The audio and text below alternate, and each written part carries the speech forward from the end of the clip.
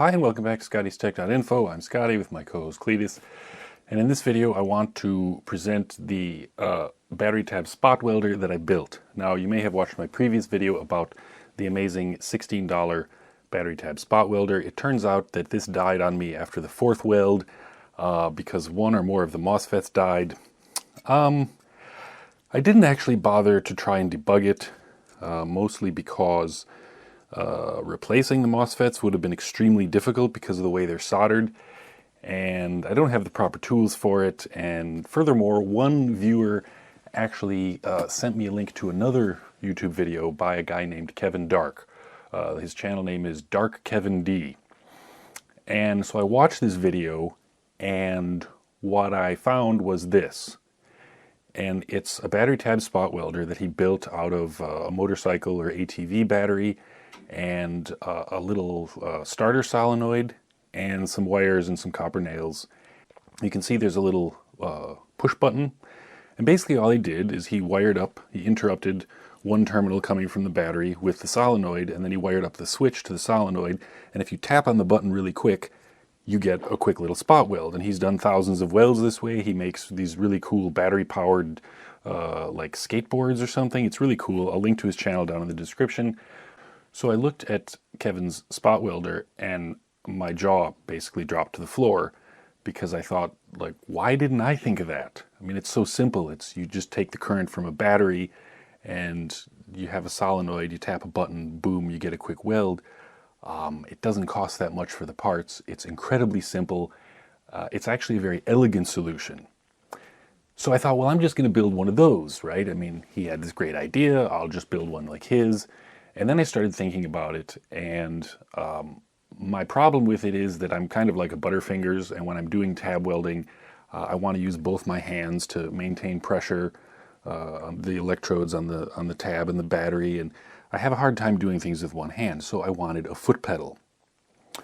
But then I started thinking about it, and Dark Kevin D did a later video where he used a slightly larger battery, and he said, you know, when you use the slightly larger battery with much higher cold cranking amps, you have to tap the button really, really fast.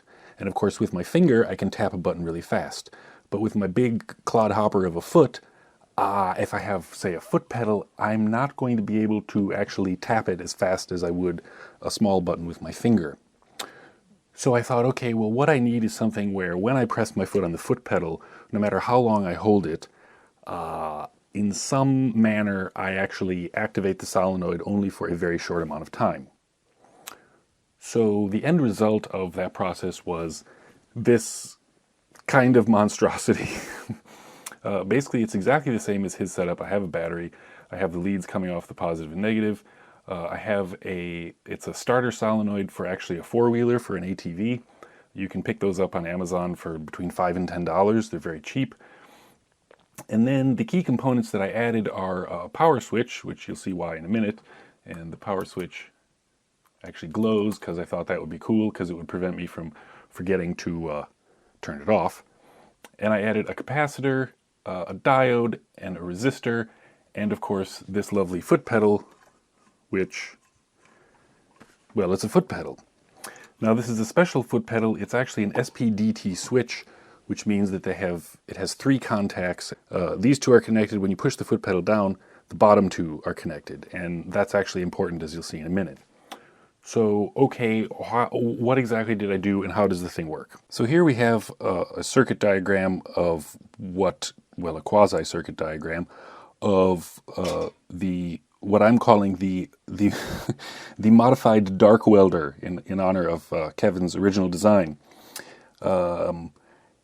Okay, so basically you have your battery as usual, and you have an on-off switch, which then goes into a 150 ohm 2-watt resistor.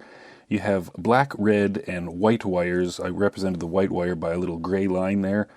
Those three wires are going down to the foot pedal, which, as I said, is an SPDT switch. And then you have a capacitor and a diode across the solenoid, and that's pretty much it. So now when you turn the power switch on, not only does it glow, but you can see the path that the current takes highlighted in yellow. From the positive battery terminal, current flows through the 150 ohm resistor, down through the black wire into the foot pedal, around through the foot pedal into the white wire, up to the positive terminal of the 4700 microfarad electrolytic capacitor. The negative terminal of the capacitor is obviously connected to the negative terminal of the battery. And in this case, the solenoid does nothing and the diode does nothing. So basically when I turn it on, all this is doing is charging up the capacitor. Alright, now when I want to actually do a weld, I put my battery and tab under the two little copper nails there, and I push the foot pedal down. When I push the foot pedal down, the black wire is disconnected, and instead the red and white wires are connected together. And what that means is that now, instead of the battery charging the capacitor, the battery is disconnected from the capacitor, and current now flows from the positive terminal of the capacitor through the white wire, through the foot switch, back up the red wire, and to the solenoid. And as we can see here, the solenoid has now been actuated because the negative terminal of the solenoid is connected to the capacitor and the negative terminal of the battery. So essentially, when you push the foot pedal down, what's happening is the capacitor just discharges across the solenoid and fires it. But two things. The first thing is that the capacitor is not going to actually fire the solenoid for very long. I chose the actual size of the capacitor, 4700 microfarads, based on some exciting calculations that I'll show you in a minute. But basically, the capacitor is going to instantly discharge across the solenoid. The solenoid will fire. That gives you your quick little pulse. But then what happens? Well, notice on the solenoid, the top lead is positive and the bottom lead is negative. Well, what happens with inductors, like the kind of inductor that's in a solenoid, is when that current from the capacitor is flowing through the solenoid, of course, it activates. But shortly thereafter, and we're talking milliseconds, there's no more current flowing from the capacitor. And you get something called flyback voltage, whatever, several names for it, but you get essentially a reverse voltage, a flyback voltage across the inductor. And the reason for that is because when the current through the inductor stops flowing, it kind of creates this reverse voltage spike. Now obviously that's problematic because, as you know, if we're using an electrolytic capacitor, it has a very definite positive and negative terminal. So if you put a reverse voltage across an electrolytic capacitor, they tend to explode. So the diode here, that's where he comes in, because now after the capacitor discharges, you have negative on the top terminal of the solenoid, positive on the bottom, and that would create a reverse voltage across the capacitor, except I have a 5 amp 100 volt diode here. I drew it as a regular diode. It's actually a Schottky diode because it has a very low forward turn-on voltage, and it was available, so I used it. So basically that diode starts conducting, and any reverse voltage due to the flyback of the solenoid opening is basically dissipated harmlessly through the diode, as you can see by the highlighted yellow path, and then through the coil, and it basically sort of fizzles itself out without damaging the capacitor. Now, of course, this will be the case, as you see, the foot pedal is still pressed down. So once the foot pedal is pressed down, capacitor discharges, solenoid fires, diode protects everything, and then it's going to be sitting in kind of a steady state and nothing will be happening. So if I want to then charge the capacitor again and do another weld, I simply take my foot off the pedal and this whole cycle begins again and it starts charging. Now I should note that the type of solenoid I'm using here is for a four-wheeler ATV. Sometimes they're used in motorcycles, and it's a starter solenoid. And usually this type of solenoid actually has a flyback diode built into it. But I wasn't really sure if this one that I bought did, because it didn't say anything in the spec, so I thought, you know, it's probably got one, but just in case, I'll throw the extra diode in there. So that's probably overkill, but, well, just in case. Now, in terms of how I chose the size of the capacitor, basically I used this calculator, which you can find online and I'll link to in the description. For the resistance, I used a 150 ohm resistor, and for the voltage I said, well, let's assume 14.7 volts. That's a fully charged battery, in this case a motorcycle battery. My battery is actually 12 volts, 10 amp hours, and 150 cold cranking amps, which is pretty darn good, and it works just fine. I picked 4700 microfarads because when I do that with a 150 ohm resistor, I get a time constant of 0.7 seconds. Now if you look, this graph shows the charge, how an RC circuit charges up, blah, blah, blah. And if you look down at the bottom, you'll see that it says the maximum current is 0.09 amps. So if you calculate the maximum power that will need to be dissipated in the 150 ohm resistor, it turns out that it is like 1.44 watts, so it needs to be a 2 ohm resistor. Now that's going to be for a very, very, very short time, so it's not really wasting a whole lot of power. But in any case, you need to make sure that resistor is hefty enough because we don't want it to explode. And then you can see there at the bottom it says at time t equals 3, the charge on the capacitor is 0.98 of Q max. So basically what that means is you have an RC time constant for an RC circuit, and usually you can say that the capacitor is fully charged after 5 times RC, 5 time constants. Of course, after 3 seconds, it's going to be charged to 98.5% of the maximum voltage. So I did this so that, you know, after I do a weld, I basically know that, okay, I have to wait like 3 seconds before I can tap the foot pedal and do another weld. Also, it's generally a good idea to sort of protect your capacitor with some kind of resistor anyway. Okay, and for discharging the circuit, when I step on the foot pedal and the capacitor is connected across the solenoid, again, I used this, which is not quite accurate, but just to get a sort of, you know, a general idea of what was going to happen. The resistance is 4 ohms. If you measure the DC resistance of the coil, it starts at about 2 ohms. It stabilizes at 4 ohms because it's not an ideal resistance. It's an inductor. So I used 4 ohms as my value, 14.7 volts. Again, the capacitance is 4,700 microfarads, and that gives us a time constant of 18 milliseconds. And you can see that if the capacitor was discharging through an ideal resistor, you have this little graph here that shows kind of how it would work. Because it's an inductor, it's not that way, but hang on a second. So you can see what the max current is, blah, blah, blah, and then you can see that it says at time t equals 10 milliseconds, the current is going to be about 2.158 amps. And the reason that I chose this is because I wanted the weld to be somewhere between 1 and 10 milliseconds, which means the solenoid needed to be activated for between 1 and 10 milliseconds.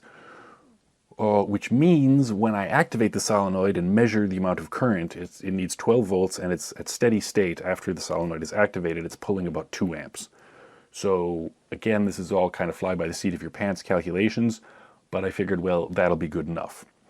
And indeed, as I mentioned, because this is not an ideal resistance, you actually have this kind of different curve.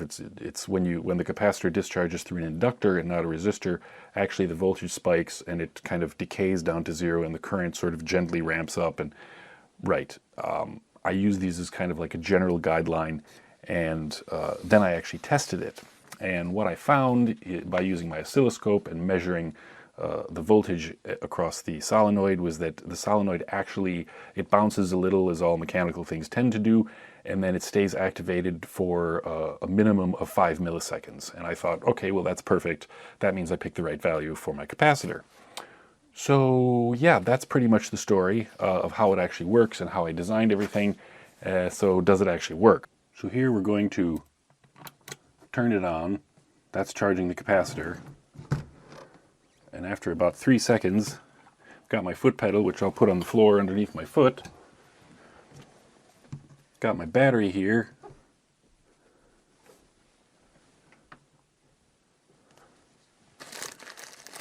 I've got 0.15 millimeter pure nickel strips, 99.6% pure. And all I'm going to do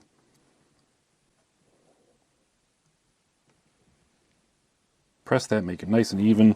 Where'd my foot pedal go? You can see you get a pretty nice weld.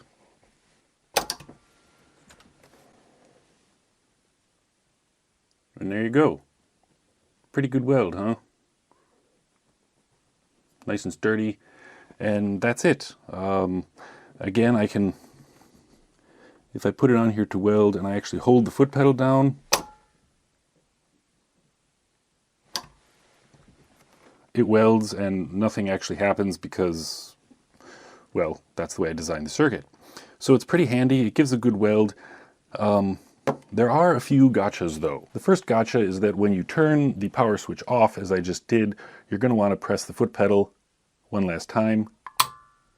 and you can probably hear the solenoid click. That's because this capacitor will stay charged until you press the foot pedal, and all that's going to do is activate the solenoid. If you're not actually shorting these two copper things together, you're done. It's just going to fire the solenoid real quick, discharge the capacitor, and then you're ready to store it.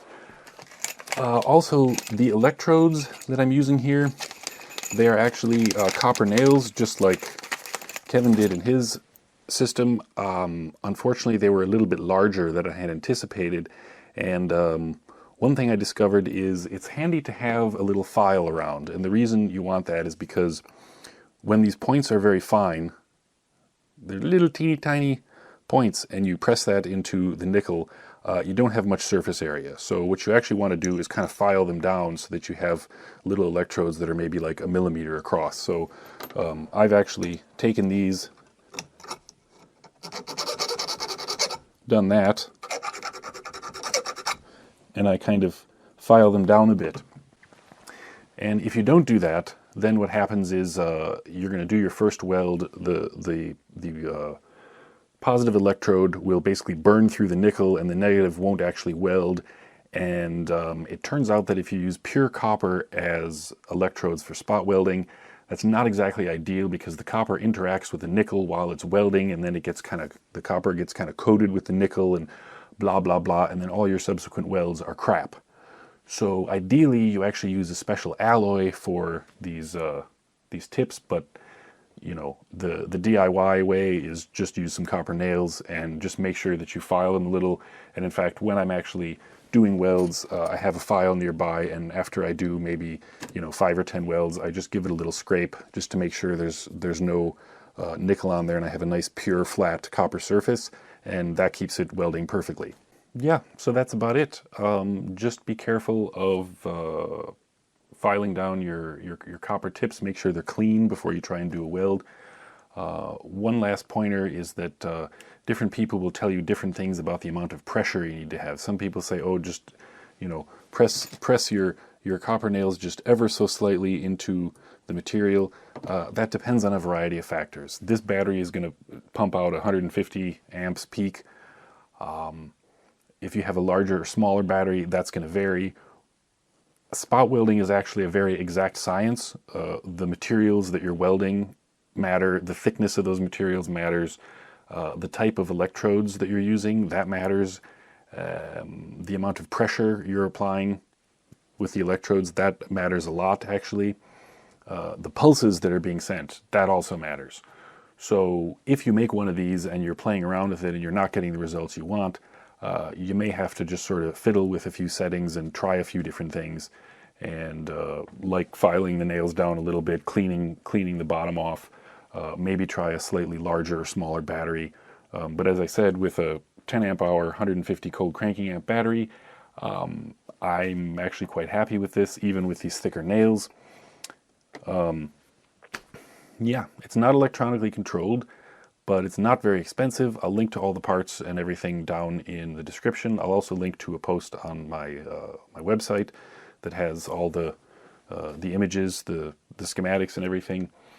Finally, thanks to Dark Kevin D for making his spot welder, because his spot welder was the inspiration for mine. So cool, and do check out his channel. Like I said, he has these really cool battery-powered skateboard thingies, and I want one because they're really nifty, and apparently he makes them himself. So check out his channel. I'll link to him down in the description. And yeah, that's it. That is my Modified Dark Welder. For more techie tips, see ScottiesTech.Info. Thanks for watching. See you next time.